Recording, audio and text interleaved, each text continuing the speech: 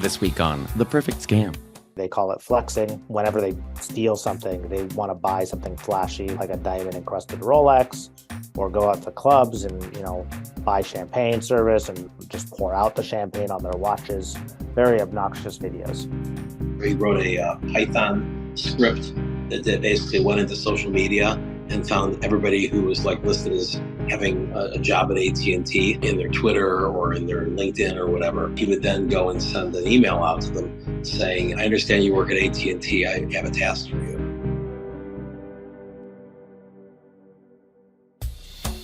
Welcome back to The Perfect Scam. I'm your host, Bob Sullivan. Your smartphone is the password to your whole digital life. Maybe your whole real life, too. Think about it. Almost everything you have to log into today, and heck, almost every sporting event or concert you walk into, requires that you pull out your smartphone. That's why today's story is so important.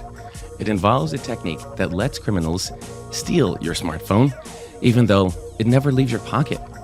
Think about what kinds of things someone could do to you if they had control of your smartphone. For starters, they could try to steal money from your bank accounts.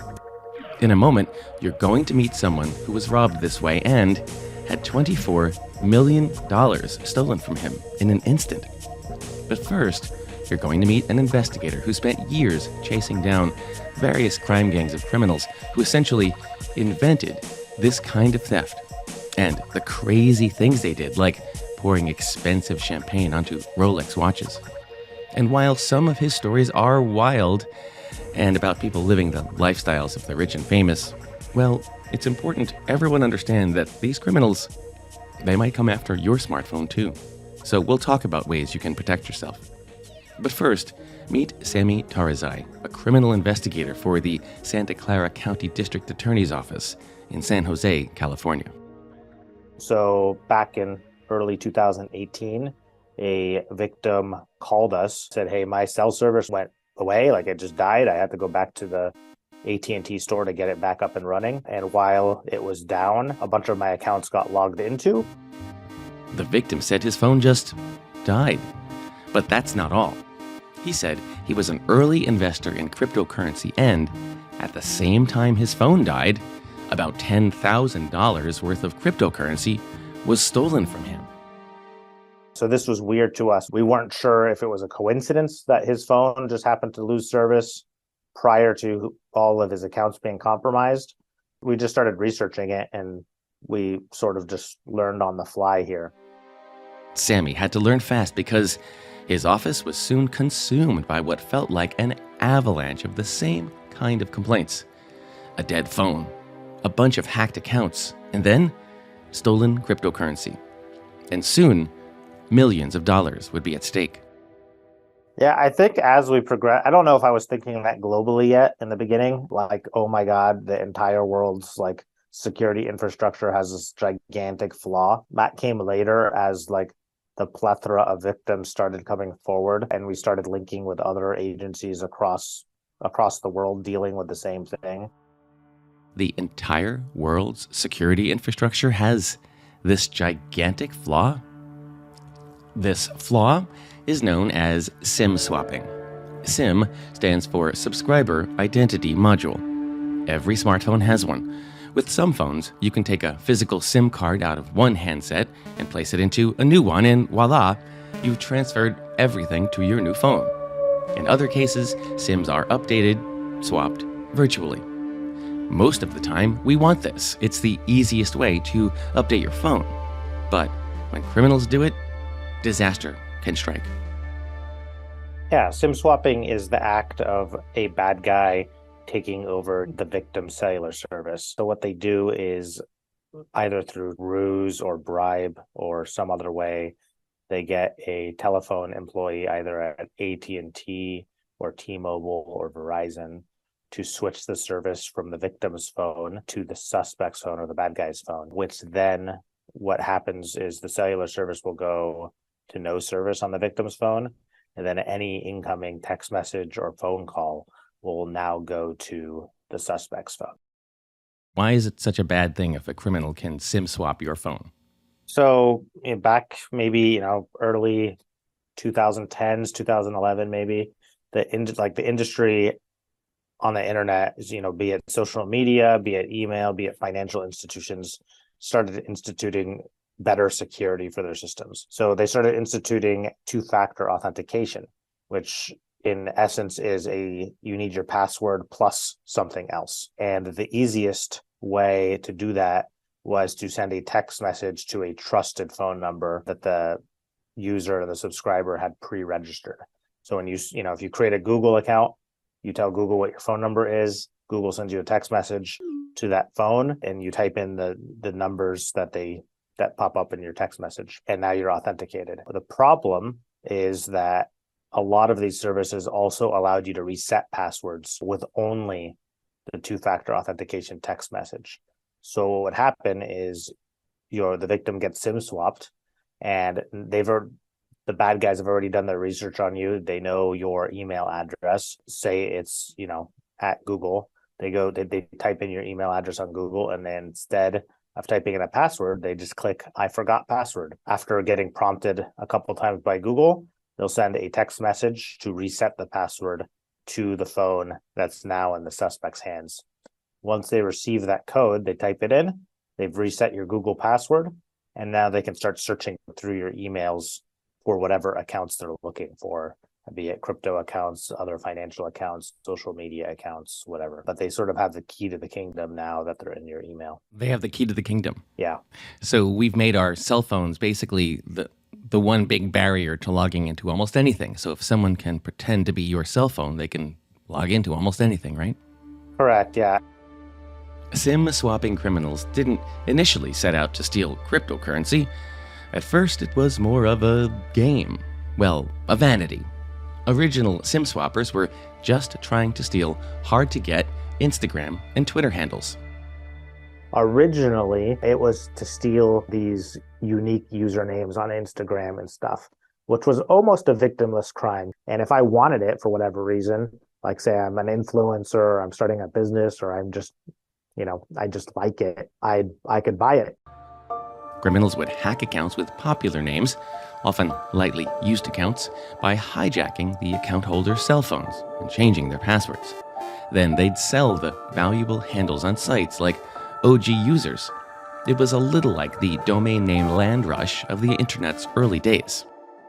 So they started SIM swapping for that purpose. This started in, 2016, maybe 2015. And then it sort of morphed. I imagine it was something that, they SIM swap, they go into the email account and they see crypto just sitting there. And it's sort of a light bulb moment. They steal it, they're rich, they sort of share it, the rumors start spreading, and other people start doing it for themselves once they realize that, hey, we can steal millions pretty easy. Steal millions pretty easy. Groups of criminals, most of them teenage boys, have suddenly stumbled on maybe the easiest way in history to steal millions of dollars. They gather in anonymous chat rooms around the internet and swap techniques for SIM swapping, for laundering the proceeds stolen from crypto wallets, and for hosting outrageous parties. But they need targets, and the obvious targets are early investors in cryptocurrency. And while Sammy begins chasing after these teenagers through cyberspace, a group of these criminals decides to go after the smartphone that belongs to one of the earliest crypto investors. My name is Michael Turpin, and I live in San Juan, Puerto Rico. And what do you do? I am a technology investor and advisor. I've been involved in the cryptocurrency markets since early 2013. So, in 2013 is, it's not the beginning of crypto time, but almost, right? I mean, you were there at the very beginning. The first Bitcoin was mined in 2009. Super early would be somebody who was like 2010 when it was like under a penny. A year later, it was under $1. A year after that, it was under $10. When I got in, it was about $100. It's $35,000 right now. Michael bought Bitcoin when one coin was worth $100. It's priced at about $35,000 a Bitcoin now. He has made millions of dollars as an early investor, and not just in Bitcoin, but in other cryptocurrencies too. And remember, he is a high-profile tech advisor, so SIM-swapping criminals find him an attractive target. But Michael doesn't know what to think that day in 2017 when suddenly his phone simply goes dead. No signal. I just moved into a new home in Puerto Rico, and my wife and I were developing a property in Guaynabo, and my phone went dead, and we thought it might have been just being out in the country because the Guaynabo area is pretty rural. It's a Sunday afternoon, and it takes a while for you to get a hold of anybody. Was your first thought, this is weird, but this doesn't seem like it's a big hack or anything? I first thought that it was just, us being in a home and the phone service not working because we're out in the country, but then my wife's phone worked fine. When you realized your phone wasn't working and your wife's phone was working, you went to your laptop to look at your email, right? I was already on my laptop. You were? Okay. So this all happened within a few moments then. Yes. Now, and that's when all of a sudden I saw 5, 6, 7 email addresses being reset. God. And that's when I realized that I'd been hacked. He'd been hacked. Criminals had reset the password on his email, and they seemed to be working their way through his other accounts. But why? What are the criminals after?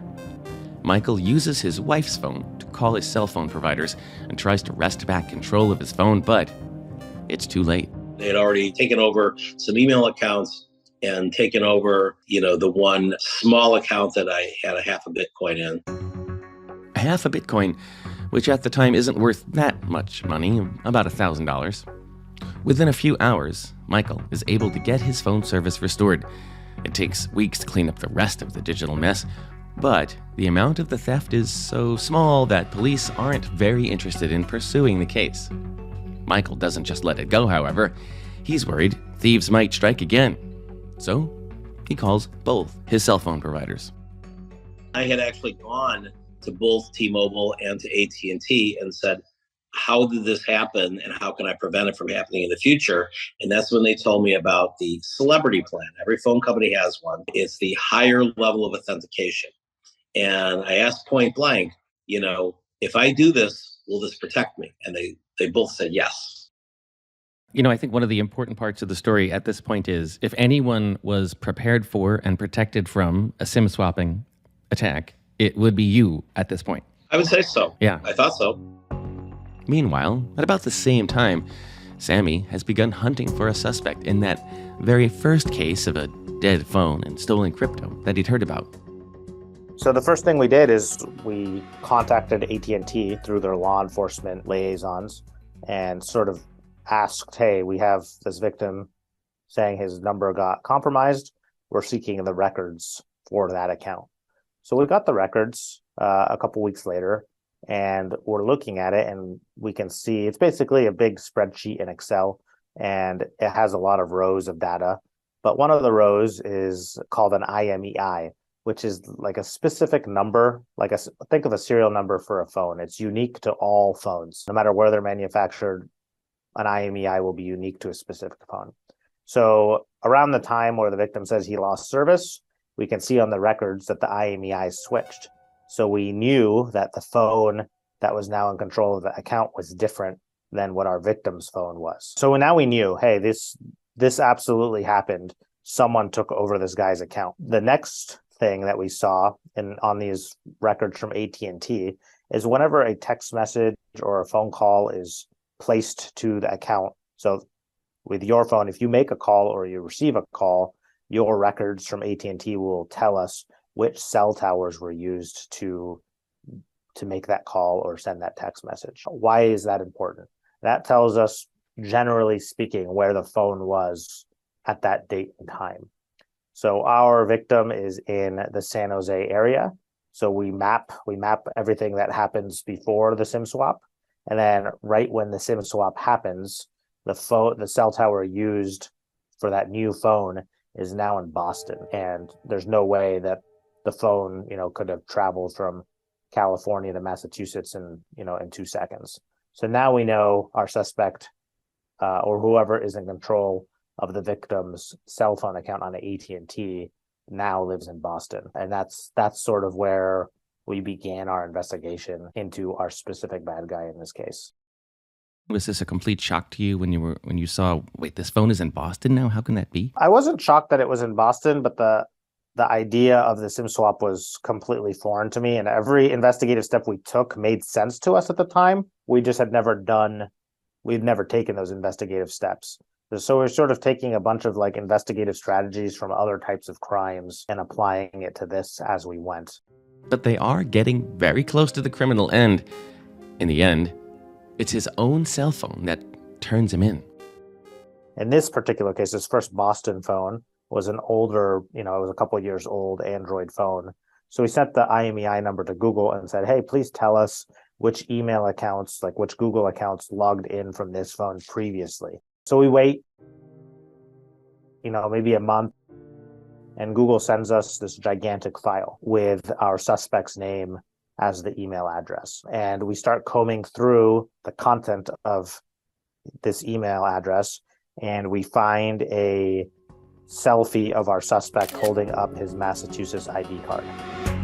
The suspect is literally caught with his own selfie, but police don't want to arrest him just yet because there are now many other reports of dead phones and cryptocurrency thefts, and Sammy has a pretty good sense that this suspect can help them get leads on a whole network of criminals.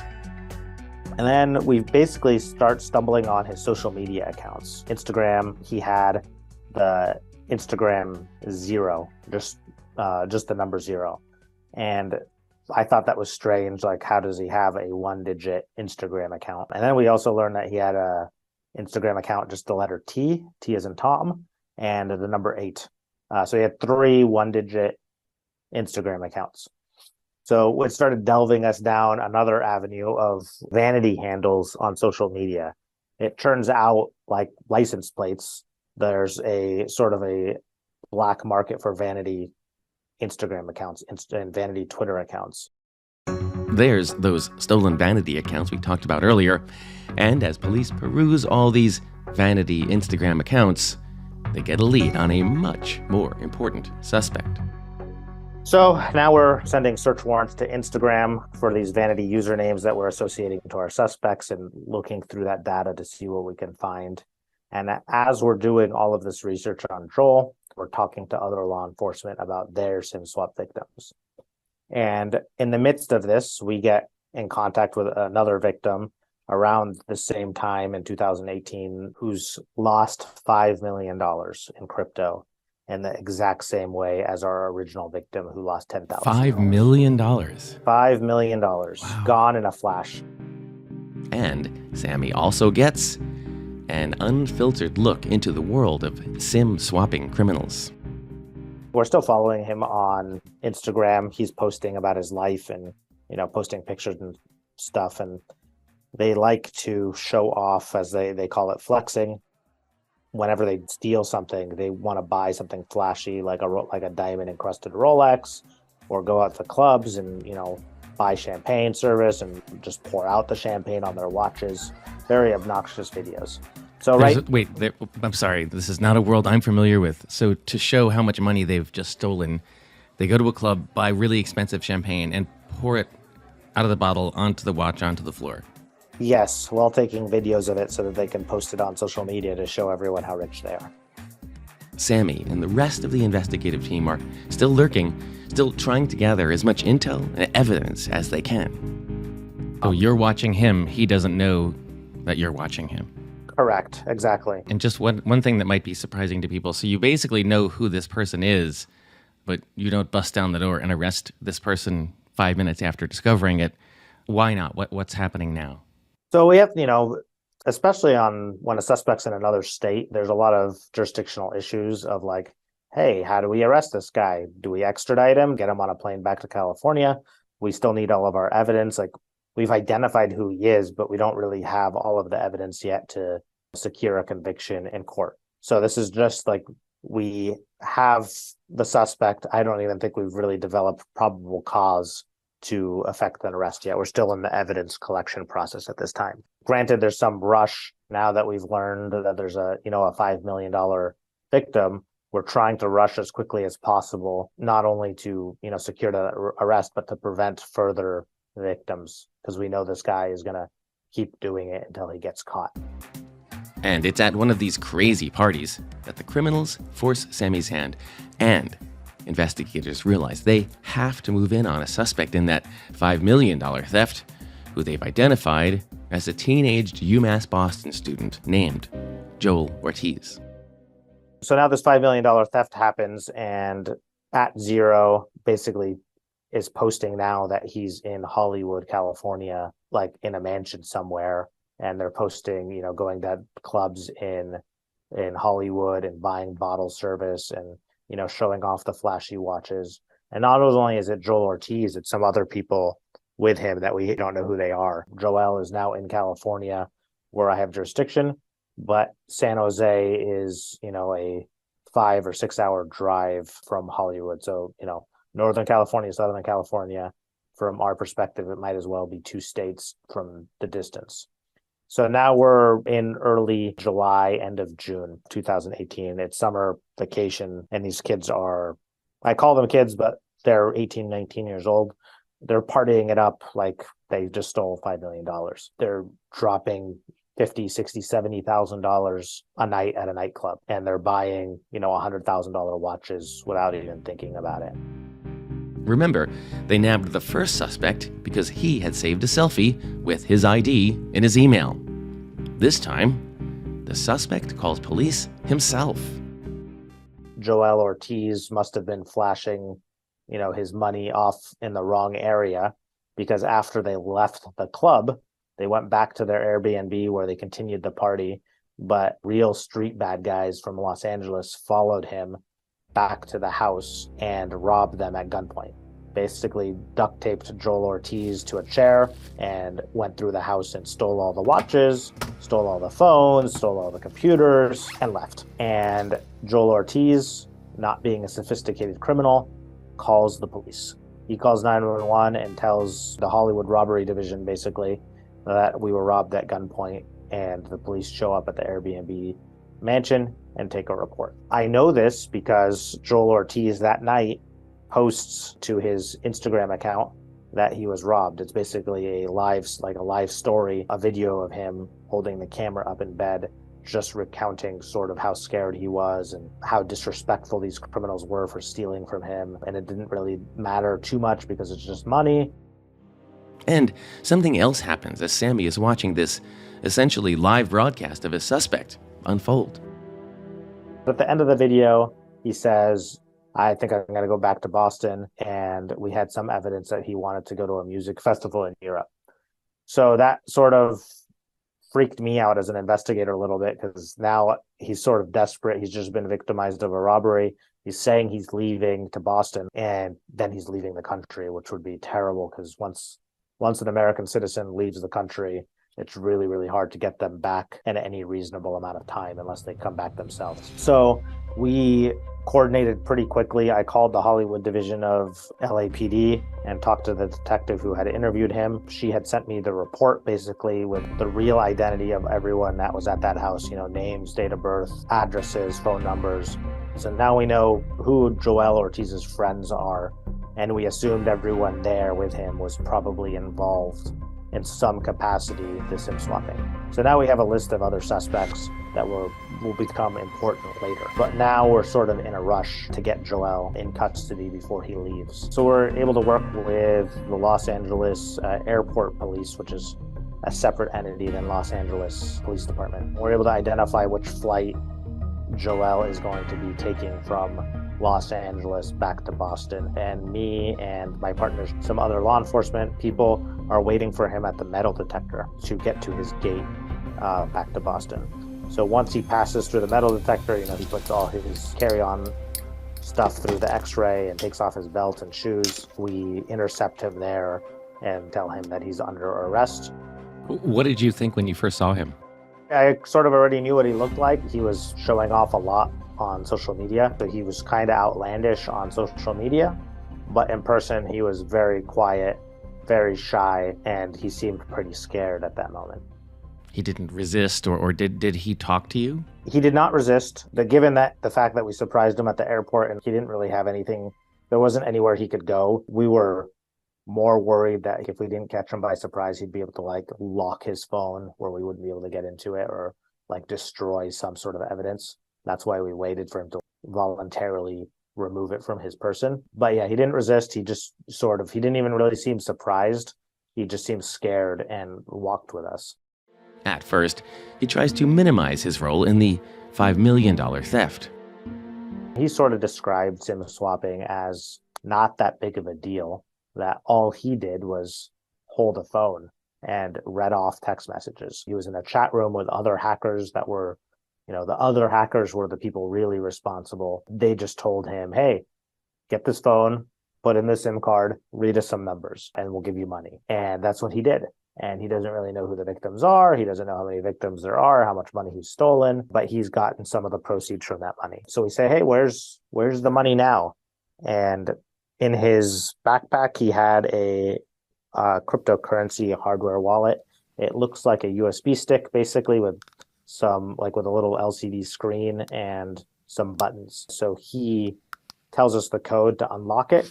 We unlock it, we plug it in, and there's about $100,000 in cryptocurrency on this device. And we tell him, hey, you stole $5 million, $5 million from one victim and 10,000 from another. Where's the rest of the money? He says, well, a lot of that money was split amongst everyone involved, but that $100,000 is all I have left. From my share that I've gotten, I've spent everything minus that $100,000. So now we're missing $4.9 million from our theft, and we have one of the actors in custody. As Sammy and his team feared, the criminal network figures out pretty quickly that Joel Ortiz has been arrested. So Sammy begins a race to find and stop other gangs of SIM swappers that are pulling off multi-million-dollar cryptocurrency thefts.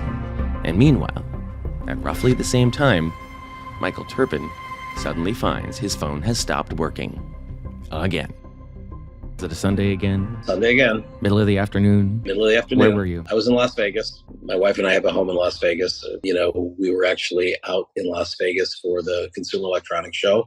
And I also had a conference of my own that started later that day, leading into the Consumer Electronics Show.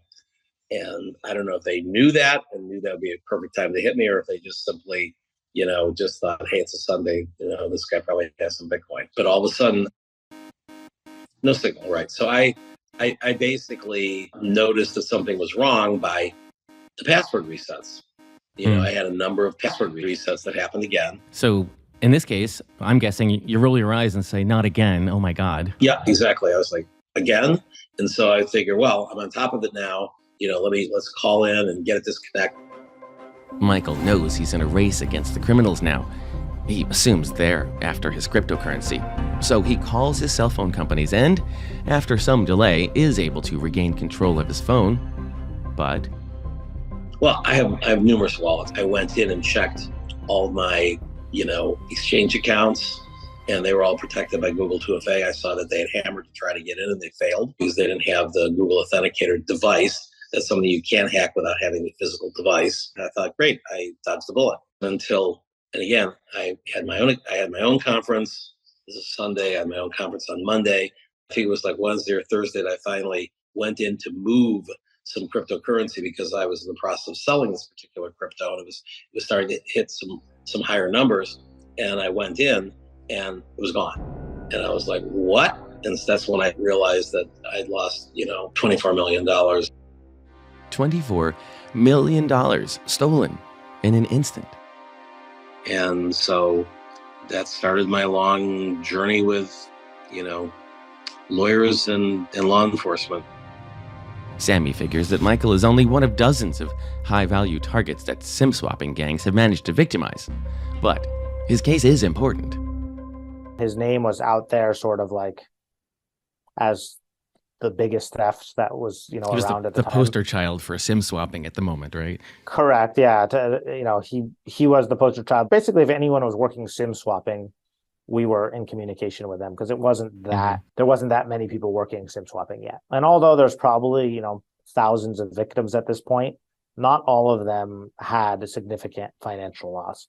The significant financial loss victims, were probably less than 50 at this point that we were aware of anyway. But Michael has advantages that other victims do not. He's well known in the tech space, so he has friends in high places who can help him conduct his own investigation into finding out who stole his crypto. And he's owned public relations companies in the past. So he decides to go public with his story and makes an even bigger splash when he announces that he's decided to sue AT&T, claiming the firm mishandled his security. After he goes public, tips start rolling in. Basically, I started hearing from informants once I publicized the fact that I was suing AT&T. Informants came out of the woodwork. My joke was that like every Saturday morning I would get a call from some random hacker using auto-tune to disguise their voice on a burner phone.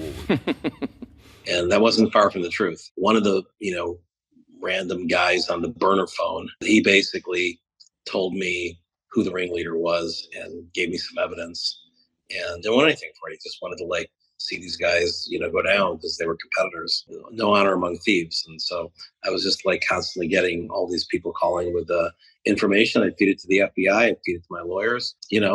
Once we found pretty reliable evidence that the ringleader was a 15-year-old, we tried to figure out how to track him down. And that 15-year-old is a high school student from Irvington, New York, named Ellis Pinsky, who Rolling Stone and New York newspapers start calling Baby Al Capone. Pinsky has never been charged with a crime, but he settles a civil case filed by Michael Turpin and agrees to pay back the stolen funds and to testify for Michael in his lawsuit against AT&T. Pinsky also reveals a lot about how SIM swapping gangs work. Pinsky himself has admitted that he was one of the people as a 15-year-old who pioneered, kind of the way of finding these guys. And then from an anonymous account, and the ones that would respond and say, what do you want? He would then, say, okay, I want you to go and I will pay you, $500 to go and switch someone's phone to my number. And, 80% would say, well, no, I'd get fired or that's illegal or whatever. But about 1 in 5 would say, sure. 1 in 5. Wow. 1 in 5, yeah. He said he had no problem finding people willing to do it. But as Michael continues his investigation, Sammy is having a lot of trouble finding the stolen cryptocurrency in the cases he's pursuing, even if he's found some of the SIM swapping gang. So we're still continuing. All of this stuff is being worked on in the background as we sort of push forward, trying to arrest as many SIM swappers as we can before they destroy evidence. So now we get a target in New York who's done more SIM swapping, and we know he's stolen millions of dollars. And he's living in basically downtown Manhattan in a super expensive, I think it was something like $15,000 a month, 1-bedroom condo, on the 60th floor with a view in Manhattan. So we do a search warrant there with the Manhattan District Attorney's Office in the Skyrise building, and we arrest him there. And we're interviewing him. We're seizing his crypto. We're seizing his stuff. He's also being defiant and minimizing and, hiding his crypto. But we're able to find some of his crypto, a couple $100,000 in his crypto that he's stolen. He gets booked into the jail in New York, and eventually he gets extradited back to California. He is Nicholas Trulia, who will eventually plead guilty to playing a role in laundering the $24 million stolen from Michael Turpin. Trulia is currently in prison, serving an 18-month term. But at the time, he's just another crime gang member Sammy is interrogating, trying to track down as many SIM swappers as he can.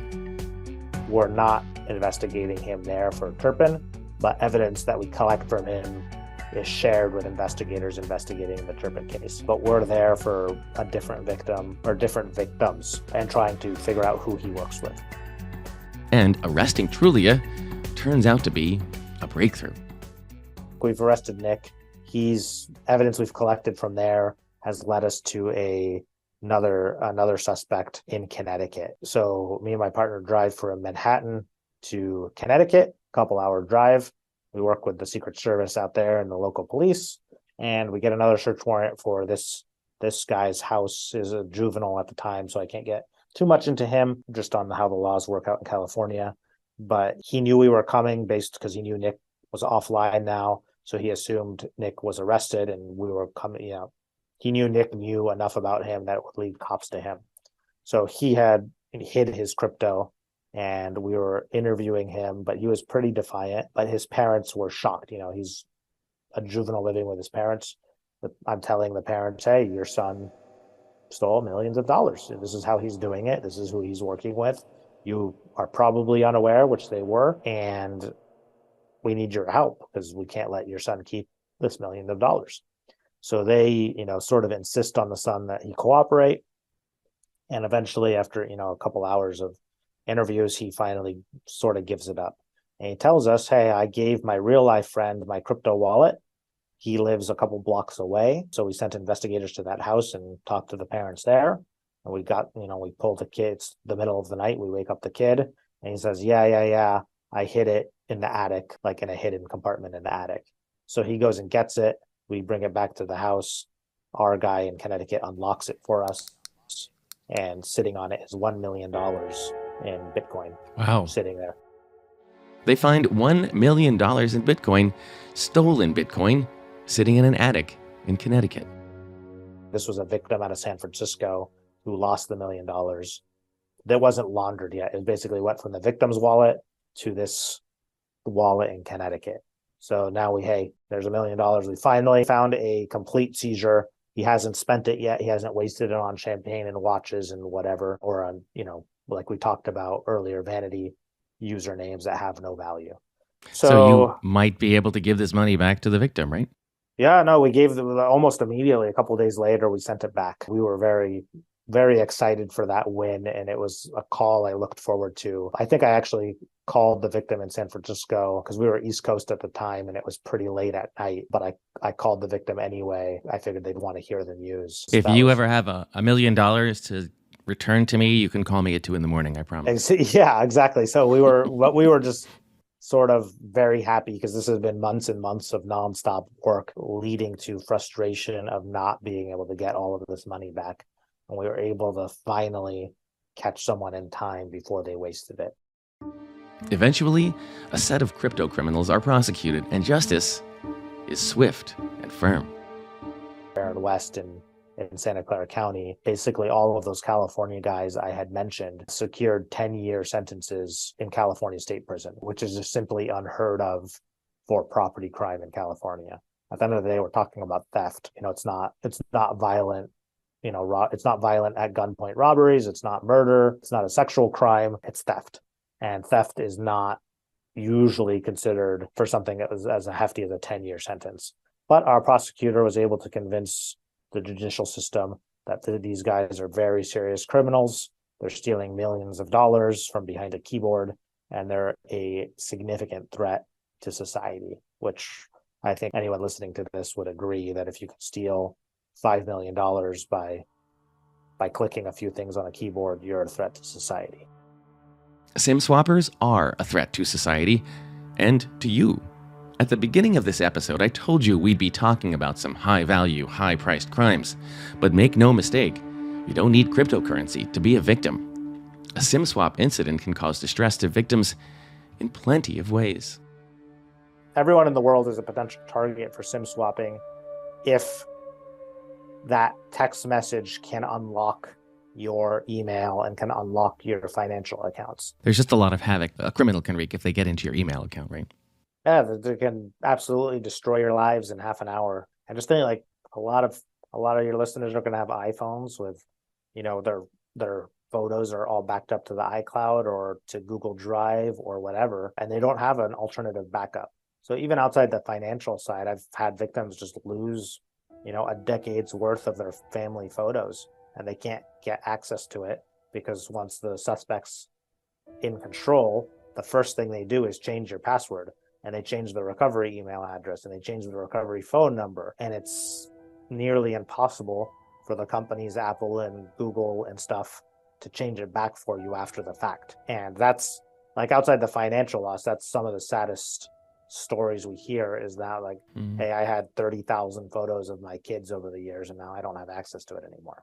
Oh my God, that does sound heartbreaking. Completely. And it's one of those things after the fact, I have no control to help them in that state. That's up to the company. And some people have luck dealing with their customer service and some people don't.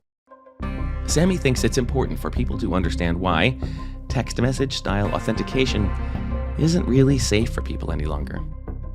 The important takeaway here is like when we think two-factor authentication and you go to like security 101, the two-factor authentication is either something that you have, something that you are, or something that you know. And this one here is something that you have, theoretically, is the phone. That's why they set it up, that you have your phone, that's your phone. But in reality, we have the physical phone, but we don't control the cell service. That's a third-party company that we're entrusting and that we're paying a monthly subscription to keep up and running. And that's how these hackers are sort of circumventing the thing that you have, because it's not really something that you have. And while these high-profile cryptocurrency SIM swapping hacks aren't in the news anymore, the crypto firms have adjusted to some degree. That doesn't mean SIM swapping has gone away.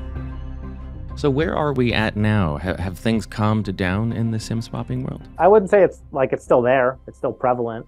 But I think generally speaking, the crypto industry is more secure, and people are like, if you have millions of dollars in cryptocurrency, like sitting there, people have become more aware. It's still absolutely happening. It's just, from my perspective, we're not seeing these $24, $25 million thefts from unsophisticated, teenagers, young adults anymore. But it still happens, just not to that crazy extent where people were keeping their seed phrases in their email that unlocked $20 million. And to some extent, that means it's more important than ever for my audience to know about it, because now that the big ticket thefts are over, those criminals are looking towards regular people. And so my audience needs to know this is happening and needs to know how to protect themselves. The good news is that our victims can absolutely protect themselves from damage of SIM swapping, but there's nothing they really can do to prevent the SIM swap from actually happening, because like we talked about earlier, the lowest level employee at these companies is empowered to conduct them. And if they're bribed or whatever, they can do it. It doesn't mean they won't get in trouble. It doesn't mean they won't get fired, but that doesn't help you in the moment if you're going to be SIM swapped. But you just said such a mouthful, which is anyone in the world who uses these text messages as part of their authentication process is a target. Yes. Okay, so how do people protect themselves? So the first thing you need to do is check where am I vulnerable? Most people, the first step is their email. I would say, the biggest, most common email provider we have is Google. So if you have @Gmail, a lot of people, who started using the internet and before Google still have their, yahoo.com, AOL.com, whatever, it doesn't matter, whatever your email address is. But usually you log in through a web, you go to google.com or you go to yahoo.com, you click login. If you can log in and click reset password and it sends you a text message to reset it, then you need to go into your settings, your security settings, and remove the ability to do that. A lot of times these services offer some alternative two-factor authentication method, be it like with Google, for example, you can print out security codes that you can leave physically in a safe in your house.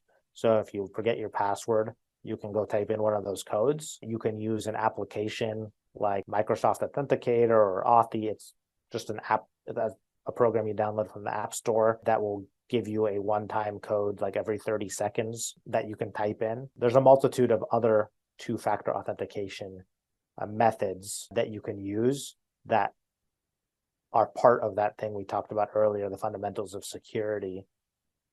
Something you have, something you are, or something you know. If it's one of those things and you totally have control over it and you're confident that it's something you have or something you know as your second authentication method, then you are completely safe from SIM swapping. You just have to make sure everything that's sensitive to you that you don't want to be compromised is protected by a second method, something you have or something you know. The main message is please remove any ability to access your accounts online via a text message. And I can almost guarantee the majority of the listeners will have some account where they receive a two-factor authentication code to their phone. That's fine. Like, if that's what happens, that's fine. For the most part, you're not going to be SIM swapped, but make sure at the very least your email, your main email account that you associate to all of your, financial accounts cannot be reset without knowing something, right? If your email account can be reset simply by being SIM swapped, because if they can do that, then they can pretty much get into anything, because most financial institutions assume your email account is secure. Michael Turpin, meanwhile, has kept up the fight. He still wants AT&T to pay for the cryptocurrency that was stolen from him. Earlier this year, a judge dismissed his lawsuit against the firm, but he's appealing that decision. AT&T, in a statement to the New York Post in 2022, before the court's most recent ruling, said, quote, "Fraudulent SIM swaps are a form of theft committed by sophisticated criminals. We have security measures in place to help defeat them, and we work closely with law enforcement, our industry, and consumers to help prevent this type of crime." But Turpin, who says he's spent at least $6 million of his own money fighting this legal battle, still wants regulators to force companies to make sure their systems protect consumers. Well, I have three goals from what I'm doing here. Number one, I want my money back. I already have some of it back, but I'd like more.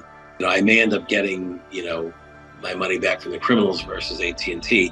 If I get my money back, I'm happy. So that's number one. Number two, I want the laws to change. People should not have to go through this. Michael is advocating for regulations that would require cell phone companies to change the way they protect consumers from SIM swappers. And number three, I'd like, and again, maybe number two takes care of number three, I'd like, AT&T in particular to, have some form of, justice here. And so we'll see what the courts say. For The Perfect Scam, I'm Bob Sullivan.